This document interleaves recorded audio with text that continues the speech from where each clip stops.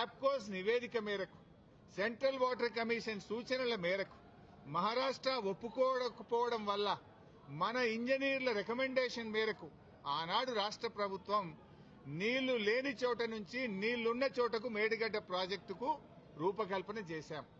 మీరు ఆనాడు నీళ్లు లేని చోట ప్రాజెక్టు ఇరికిచ్చే ప్రయత్నం చేసినారు. 7 ఏళ్లలో మహారాష్ట్రాన్ని ఒప్పించలేకపోయారు.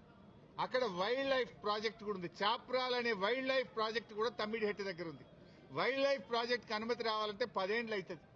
మరి పోరాటాల నుంచి నీళ్ల కోసం ఉద్యమించిన తెలంగాణ ప్రభుత్వం నీళ్ల కోసం మేము వ్యాప్కోస్ యొక్క ఆలోచన మేరకు సూచనల మేరకు నీళ్లు లేని చోట మీరు ప్రాజెక్టు ప్రతిపాదిస్తే నీళ్లు ఉన్న చోటికి మార్చడం జరిగింది.